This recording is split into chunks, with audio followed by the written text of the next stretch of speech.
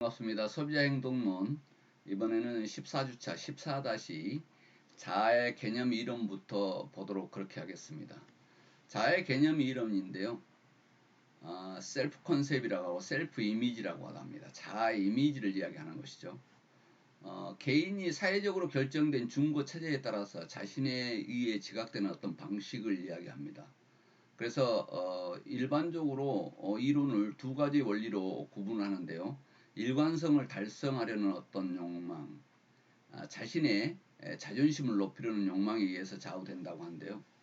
그래서 어떤 사람들은 일관성을 달성하는 욕망으로 자기가 어떤 한 가지 선택을 하면 똑같은 브랜드로 예를 들어서 일체감 있게 옷을 입으려 하거나 아니면 컬러를 조정하거나 자기 이미지와 비슷한 내용의 상품을 사고 싶어 합니다.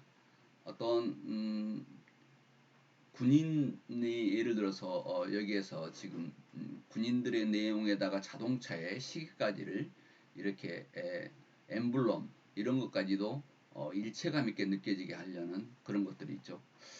나는 조금 고고하면서도 조금 그 A의 것을 추구하는 그런 사람처럼 보이고 싶다 그랬을 때는 패션 같은 경우도 보면 빈티지 스타일의 옷을 강조를 하고 또 뭐 어떤 카키색 군인 옷 같은 어떤 그런 패션으로 전체 일관성을 가져가려 하거나 하는 일관성을 달성하려는 그런 욕망들을 이야기합니다. 그래서 관련 제품을 샀을 때도 일관성 있게 한 브랜드 상품을 가지고 있으면 다른 것도 똑같은 걸로 이렇게 가지고 가려 하는 일관성을 달성하려는 욕망인데요. 예를 들어서 삼성전자 제품을 가지고 있다 그러면 다른 삼성 전자제품 냉장고를 가지고 있다면 TV도 세탁기도 이렇게 일관성을 달성하려는 어떤 그런 부분에 브랜드에도 영향을 주더라는 것입니다.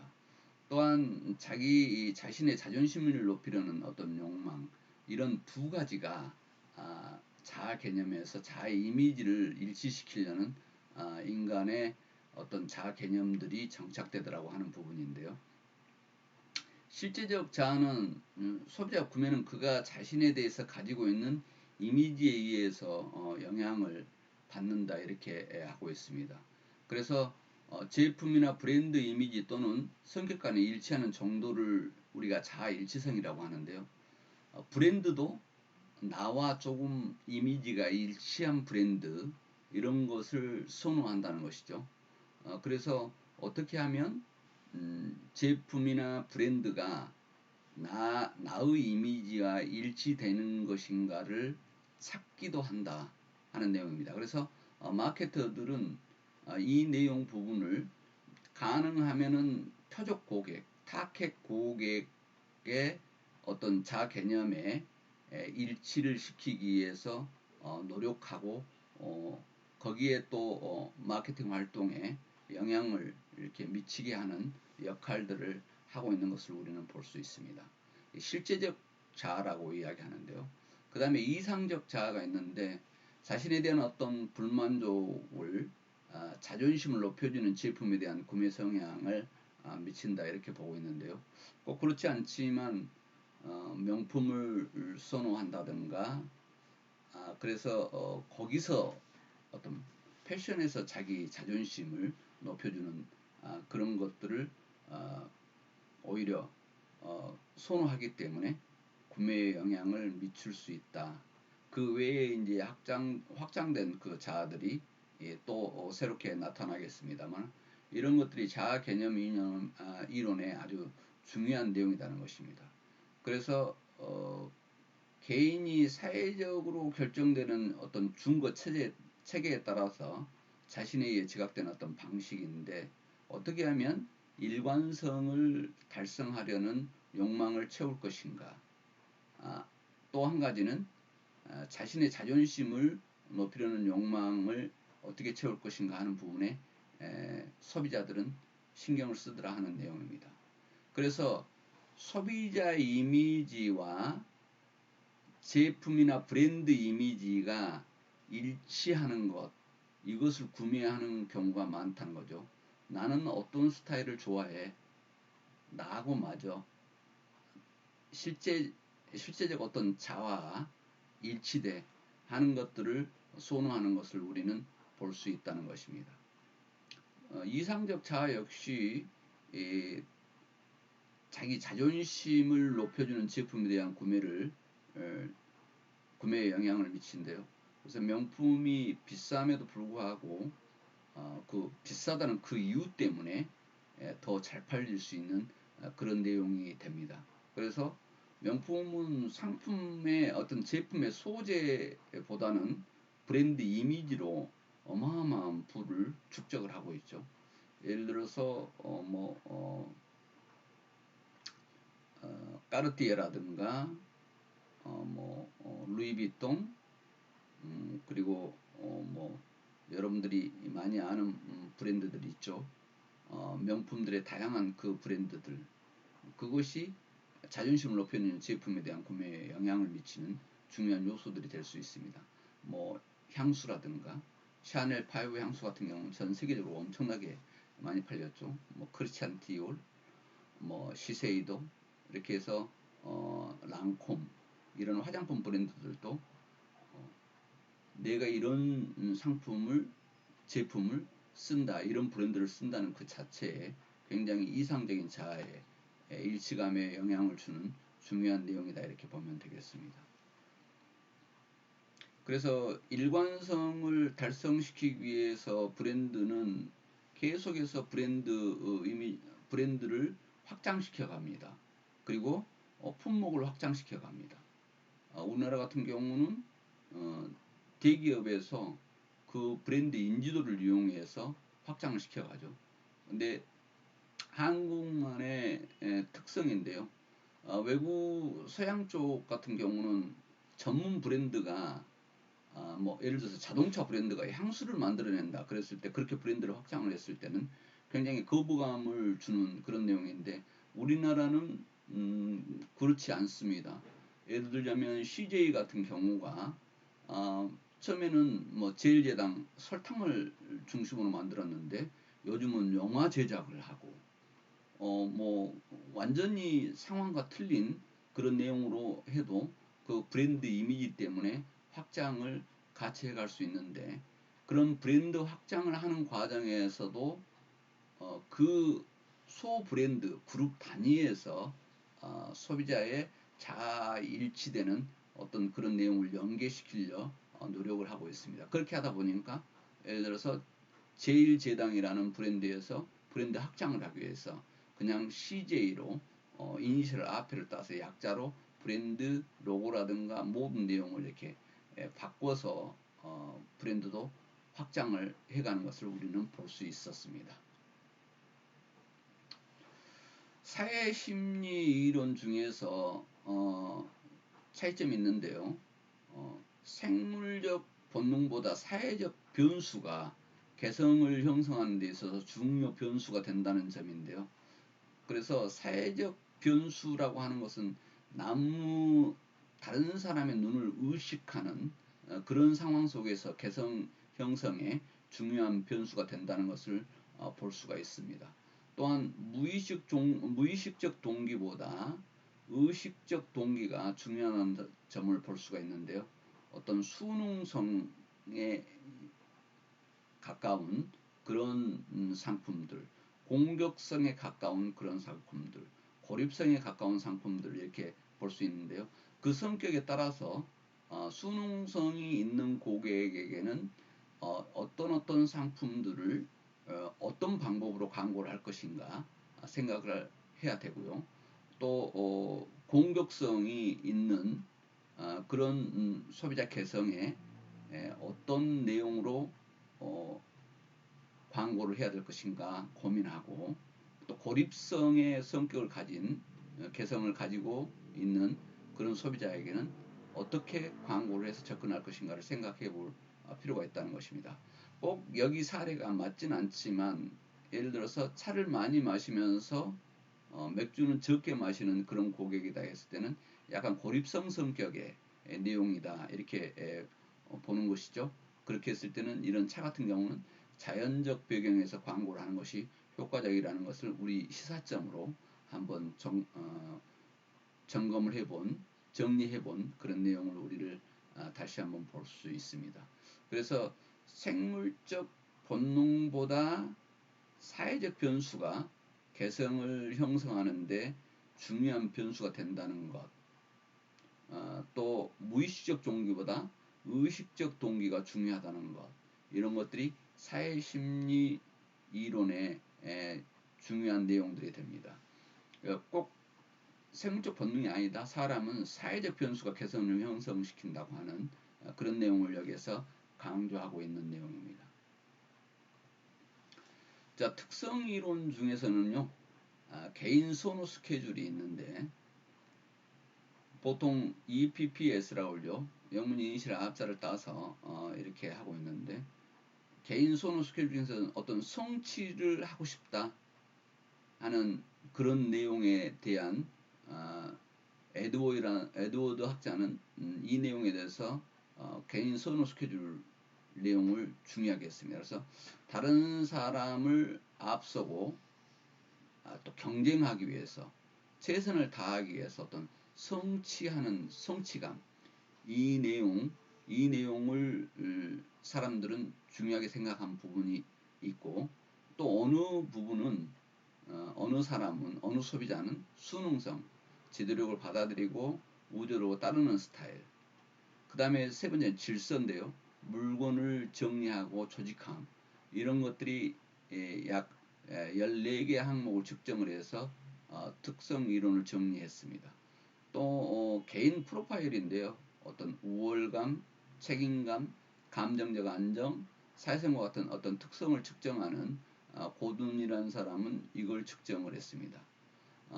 터너스톤은 기질인데요. 어떤 지배, 안정성, 성취, 충동성, 기타 특성을 측정하는데 주력을 했던 그런 이론들을 우리는 볼 수가 있습니다. 소비자 행동을 연구하기 위해서 학자들은 이렇게 개인 선호 스케줄이라든가 개인 프로파일, 기질 스케줄 이런 것들까지를 연구를 계속 해오고 진행해 왔는데요. 지금 우리가 중심적으로 이야기했던 중요한 내용은 브랜드도 사람들과 비슷한 개성을 가질 수 있다는 것이 최근 일반적인 견해입니다. 그래서 브랜드도 개성이 있다는 것이죠. 그래서 브랜드 개성의 척도를 여기서 살펴보도록 하겠습니다. 브랜드도 사람과 비슷한 개성을 가질 수 있는데 그 브랜드 개성이 소비자와 일치했을 때 그 소비자는 그 개성을 따라서 찾는다는 것입니다. 어떤 브랜드는 진실을 추구하고, 어떤 브랜드는 흥미를 추구하고, 어떤 브랜드는 능력이 있어 보이게 하고, 어떤 브랜드는 세련되게 하고, 어떤 브랜드는 강건하게 하는데, 이것을 각각이 어떤 중심적으로 브랜드 개성을 정리해 가기도 하지만, 이것을 진실과 흥미를 섞거나 진실과 능력을 섞고 진실과 세련을 섞고 진실과 강건을 섞을 수도 있고, 아니면 진실과 흥미와 거꾸로 진실로 묶고 능력과 세련을 묶고 세련과 강건을 묶을 수 있는 다양한 방법으로 이 내용은 우리가 브랜드의 개성을 만들어 볼 수 있다는 것을 여기서 살펴볼 수 있습니다. 어떤 진실을 추구하는 부분에 대해서는 이걸 지금 이 표를 여러분들이 산업 현장, 기업이라든가 여러분의 창업, 사업을 할 때 컨셉을, 개성을, 브랜드 개성을 잡아갈 수 있겠죠. 우리는 진실을 추구합니다. 아니면 우리는 진실과 흥미를 추구합니다. 아니면 우리는 흥미와 능력을 추구합니다. 아니면 우리는 능력과 세련을 추구합니다. 이렇게 해서 컨셉을 잡아갈 수가 있겠죠. 그래서 이 개성을 만들어가는데 진실은 현실적인, 실제적인 내용입니다. 그래서 이런 것은 소도시, 가족 중심, 실용적인 내용, 이런 내용으로 우리는 생각해 볼 수가 있고요. 진실에는 정직이 중요하겠죠. 정직하고 성실하고 진실된 모습을 만들어가는 그런 것이 되겠습니다. 그래서 광고를 할 때도 정직하다고 하는 부분 이런 것을 강조할 필요가 있겠죠. 아니면 건전하고 유익하고 독창적인 어떤 이런 내용을 강조하고 활기찬, 감성적이며 친근한 이런 내용들을 진실 안에 담아서 브랜드 개성을 만들어갈 필요가 있다 하는 내용입니다. 나는 진실 컨셉으로 가겠다. 브랜드 개성을 진실로 만들어 가겠다. 아니면 흥미 하나를 담겠다. 그래서 대담하고 유행을 따르며 흥미진진한. 그리고 패션 같은 경우도 굉장히 과감한 그런 상품을 중심으로 한다든가, 아니면 활발하고 아주 상큼하고 젊음을 보여줄 수 있는 그런 걸로 한다든가, 아니면 상상력이 풍부한 어떤 그런 흥미를 가져갑니다. 그래서 패션이 어, 너무 당연하지 않고 한쪽 팔은 긴 팔이고 한쪽 팔은 짧다거나, 아니면 그 깃이 에, 단추가 하나씩 달려야 되는데 뭐 두 개를 달아서 진행을 한다든가, 그래서 상상력이 어떤 풍부한 내용으로 흥미진진하게 이끌어보는 그런 내용이 되겠죠. 아니면 흥미에는 최신의 내용도 들어갑니다. 얼마나 최신의 독립적인 당대 현재에 지금 필요한 이런 내용들. 흥미를 주려면 어떤 대담함이 있어야 되고, 흥미를 주려면 활발함이 있어야 되고, 흥미를 주려면 상상력이 좀 풍부하게 들어있는 내용이면 좋겠죠. 그리고 흥미를 주려면 어떤 최신의 것, 새로운 것, 이런 것들이 더 흥미를 가져가게 하는 브랜드 개성을 만들어가는 데 중요한 내용이 될 것이다 하는 부분입니다. 자, 흥미를 주려는데 뭘 넣어야 될까 하는 부분에 이런 것들이 있을 수가 있겠습니다. 그 다음에 능력이 있다면 믿을 수 있는, 좀 신뢰감이 있는 어떤 그런 내용이 되겠죠. 그리고 지성애, 똑똑하고 기술적이고 뭐 이런 내용이겠죠. 그래서 뭔가 조금 지적인 내용이 이렇게 들어있는, 그리고 능력은 성공적인 이런 내용이 들어가 있어야 된다는 거죠. 그래서 성공적이고 확신하신 어떤 리더를 이야기합니다. 이런 내용들은 능력이 있다면 여기는 신뢰감이 있고 역시 여기는 조금 기술이 뛰어나고 대단하다, 기발해, 아니면 이건 어떤 부분에 아주 성공적인 내용이다, 이런 내용으로 강조를 했을 때 능력 있는 브랜드 개성으로 갈 수 있겠죠. 그 다음에 세련은 매력적인 것도 있는데요. 세련된 부분은 상류층에 이런 내용을 굉장히 강조한 내용으로 가야 할 것입니다. 그 다음에 강건한 것인데요. 강하고 억센다고 하는 부분을 보여주는 것이고, 그 다음에 야에 알맞는 어떤 남성미가 넘쳐 흐르는 그런 걸로 강조를 하겠죠. 보통 자동차도 조금 SUV 같은 그런 자동차들은 오프로드를 달리는 내용을 광고를 해서 강건한 남성적인 이미지를 주면서 강조하는 광고를 하기도 하죠. 브랜드 이미지를 그쪽으로 심어가는 것입니다. 그럼 오토바이 야에서 달리는 할리 데이비슨 같은 경우 남성적인 이미지를, 강건한 이미지를 강조함으로써 브랜드 개성을 추구하는 것을 우리가 볼 수 있는데요. 이렇게 이 내용을 각각이 하나로 깊이 들어갈 것인가, 아니면 몇 가지를 믹싱을 해서 섞어서 그 능력을 가져갈 것인가 하는 부분은 우리가 브랜드 개성의 척도가 될 수 있는 내용들을 이렇게 구분해 볼 수 있었습니다. 그렇다면 다시 우리가 정리해 보면, 진실을 담으려면, 브랜드의 진실의 개성을 담으려면 현실적이고 실제적인 것이 있어야 되고, 정직한 내용이 있어야 되고, 건전하고 유익해야 되고, 활기차야 되는 이 네 가지가 진실의 개성으로 갈 수 있다고 하는 부분입니다. 흥미진진하려면 좀 대담함이 있어야 된다. 너무 보수적인 것보다는 아주 좀 진보적이고 혁신적인 그런 대담함이 있어야 되고, 좀 활발해야 되고, 그리고 흥미로우려면 좀 상상력이 풍부한 어떤 그런 내용이 있어야 된다는 것이죠. 그리고 흥미가 들어가려면 최신의 것이어야 된다. 무언가 최신의 새로 나온 어떤 우리가 평소에 느끼지 못했던 어떤 그런 것들이 흥미를 줄 수 있다는 것입니다. 능력은 당연히 신뢰감인데, 여기 능력은 성공적인 내용이 들어가 있는 것, 이런 것들, 뭐 어디에서 대상을 수상했다든가, 뭐 최고의 어떤 인정을 받았다든가 이런 것들이 능력에 들어갈 수 있겠죠. 그리고 아주 기술이 뛰어난 어떤 그런 것을 강조한다든가 하는 내용입니다. 세련이 상류층과 연결이 된다고 하는 어떤 그런 부분, 그리고 어떤 매력적인 이런 내용들, 이런 것들이 세련에 되고요. 강건도 그렇게 브랜드 컨셉의 중요한 내용이 된다고 하는 부분을 우리는 볼 수 있습니다. 자, 그래서 브랜드 개성 척도는 진실과 흥미와 능력, 세련, 강건 이 5가지로 대별을 해본데, 그 하부에는 이런 내용들이 진실을 꾸미고, 대담함이나 최신의 활발한 이런 것들이 흥미를 꾸미고, 능력이 믿을 수 있는 지성의 성공적인 것이 꾸민다고 하는 내용을 지금 여기에서 이야기할 수 있습니다. 이 내용을 우리가 고민하는 것은 뭘까요? 브랜드 개성도 사람과 비슷한 개성을 가질 수 있다는 것입니다. 그래서 사람들은 자기와, 앞에서 배울 때 뭐였죠?